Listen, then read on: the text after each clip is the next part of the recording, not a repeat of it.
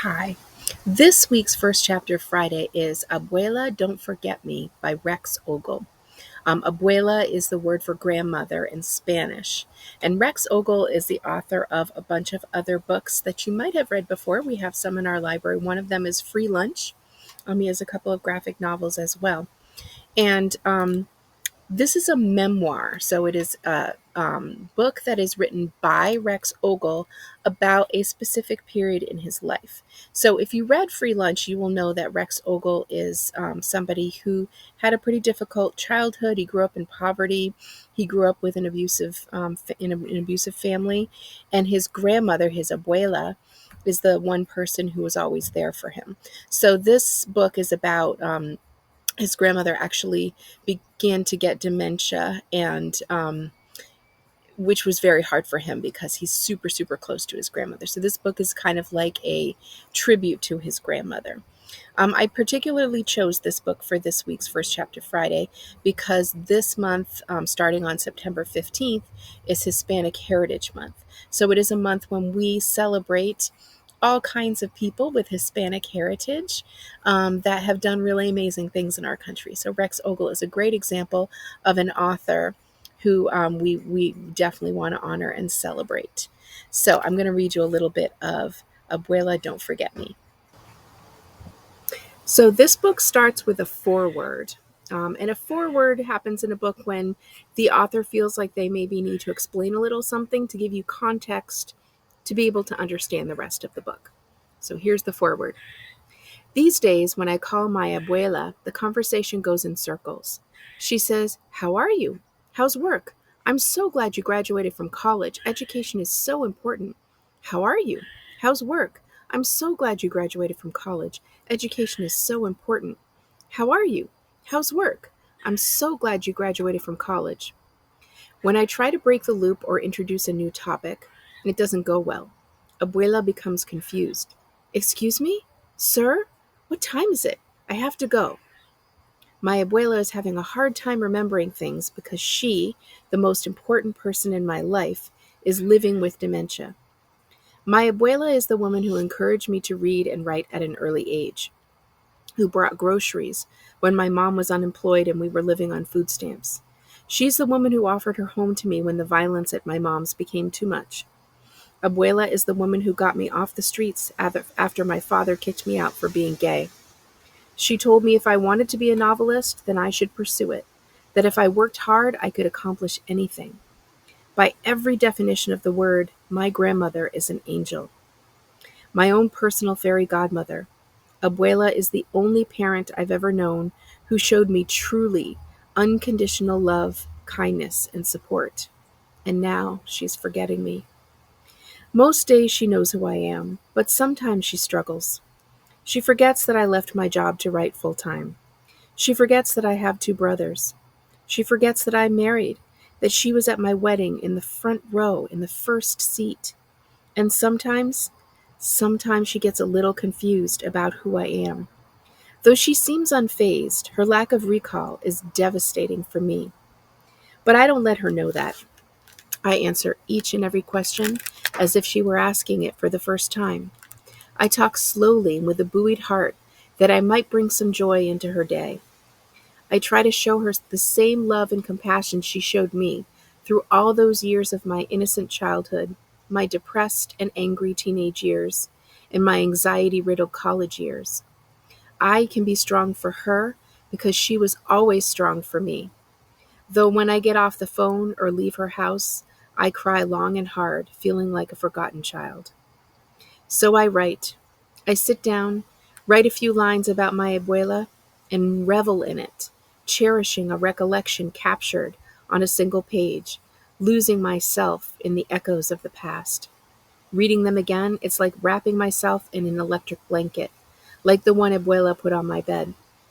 As if I were back in abuela's guest room, scratching at my chicken pox, while she feeds me chicken soup with noodles, or holding her soft brown hand in a library as we pick out books, or picking pecans in her backyard as she tells me about growing up in Mexico with nothing to eat, or her carrying me to safety, a swarm of angry geese chasing after us for running out of stale bread crust to toss to them.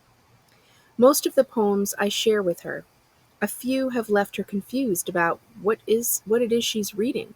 But others, they make her clap her hands and say, "I remember that pecan tree. I remember those horrible geese. You are such a good writer. Will you share more with me?" She may forget, and one day I may forget too. But for now, the memories are captured like insects in amber, ready to survive for millions of years. My memories of a wonderful woman are written in the words and verses and fragments in this book, unable to be unwritten. And if it is forgotten, it can always be read again. Okay, Chapter 1, Abuela's House. Now the rest of this book is written in verse. So, Hamper. The end of her hallway has 4 doors for people and 2 much smaller doors for elves, opening into an empty space the size of a laundry basket, or a little boy. Built into the wall, the wooden doors smooth and lush brown like a Kit Kat milk chocolate bar, or Abuela's skin, silky and soft. I am 4 years young and still learning to speak up, so ask what's in there.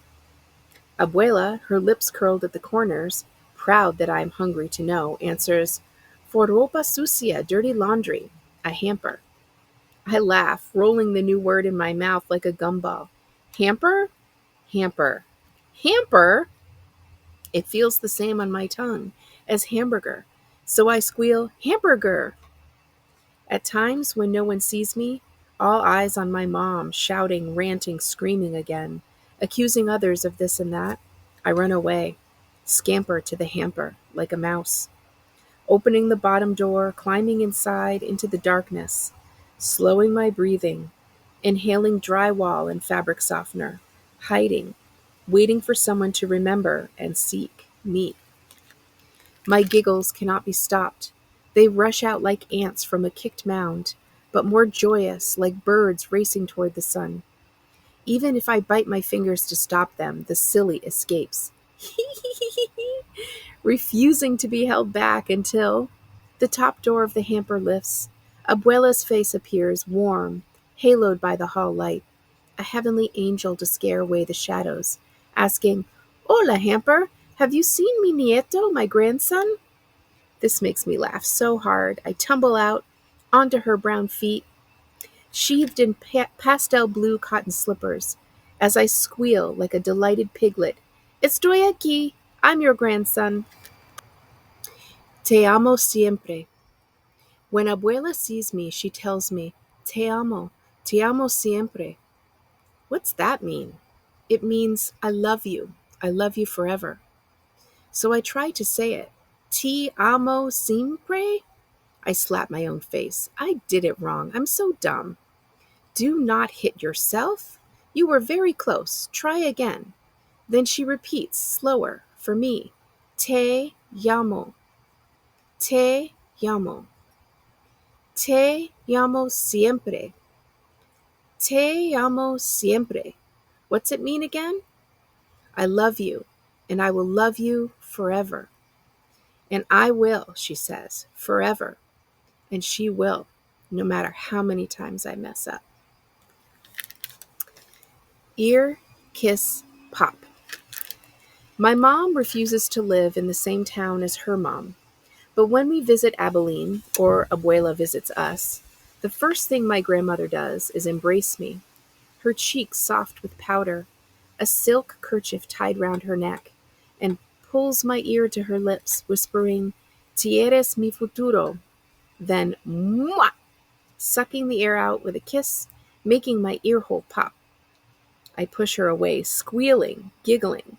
"Don't kiss my ear." She laughs, then kisses the other ear the exact same way. And if you're wondering what that Spanish phrase meant, it means "you are my future." Tu eres mi futuro. 1214 South Jackson Drive. I am lucky to have my own home, Abuela tells me. In Mexico, we had nothing. 1 room, dirt floors, no running water. A small shack for mi familia, my parents, my brothers and sisters, and me. But now, Her home is red bricks, white trim, white wood beams, a white tin roof. 3 bedrooms, 2 bathrooms, living room, 2-car garage, back and front yards. Yellow grass in the winter, yellow grass in the summer, because green does not last in the Texas hill country heat. White walls in the halls and bedrooms. The living room paneled by wood that isn't real wood. And a stone fireplace with wood beams that is real wood. Throughout the house, the carpet dark and deep red, scratchy, maroon like a scabbed knee 2 days after falling. Bathrooms and kitchen are laid with tan linoleum that looks like tiles but isn't. The kitchen is bright, like my Crayola crayon, dandelion. Yellow fridge, yellow oven, yellow stove. Yellow and white checkered tablecloth like a picnic basket blanket. Though the countertops are the same color as the tree leaves outside, green, like the dreams of the envious grass below, wishing it wasn't so thirsty under the Texas sun. From Abuela rocks me in her arms, even as I squirm like a worm. Do you know where you were born, mijo? In the ocean, agua, with clownfish. Her eyes, her smile, light up like the sun, and she shakes her head. No, you were born here, in Abilene, Texas, at Dyess Air Force Base, where your daddy was a soldier. Your mom is my daughter. Nuh-uh. I was born in the sky from black birds, and I flew with them to the moon and back. We drank the stars like leche. Your mom was young when she had you, only 20. She wanted you more than she wanted college, which was free, because her father, my husband, died for his country. She was so beautiful then, hair down to her waist. She is beautiful still, though her hair is shorter. After you, she never went back to school. When Abuela speaks of my mom, her eyes, her smile, dim dark like caves at night. Her lips tighten into a thin line, forcing her mouth to say nice things by speaking only facts. But I am too young to know facts from fiction. My mom is a crow. My father is a mouse. He only eats queso and corn chips. Abuela rocks me in her arms again, trying to kiss my ear as I squeal and wiggle out of her arms and run away, arms flapping toward the sky, trying to take flight. Mijo. Leaning over, around me, Abuela is a parachute of gentle, soft smells and softer hands, pressing her lips to my ear, saying, I love you, mijo. What's a mijo? It means son. I'm not the son. You are my first grandson, my daughter's son, so you are my son too. Say that then. Why say mijo? Sun breaks in through the window, lighting her eyes, brilliant brown, with flecks of green like underwater in a swimming hole. Mijo is what my mama called mis hermanos, my brothers, so I say it to you, not in English, but my first language, Espanol. What is my language? You speak English, Mom intercepts, her tone hard like an old hammer, and you are my son, not hers. When my mom looks at her mom, eyebrows pointed in and down, furrowed and narrow, Abuela bows her head to look at the floor and says nothing else. Names. With delicate precision, Abuela writes my name on lined paper. Rex Earl Ogle III. She hands me her pencil. Do you want to try? Snorting and giggling, I write C-A-T. Abuela says, that is not your name, silly grandson. Your name is Rex. Your name is Buela. That is what you call me. Me llamo es Catalina Caldwell. Before I was married, I was Catalina Ignacia Benavides. I can spell that, I say. I write C-A-T again, my giggle growing to laughter. Abuela adds more letters so that cat becomes Catalina. Before my eyes, Abuela shows me how letters make words like magic. So that's the first little bit of Abuela, Don't Forget Me. So I think you can kind of get a feel for what this book is like. It's a beautiful story, and I hope you check it out in the biography section of our library.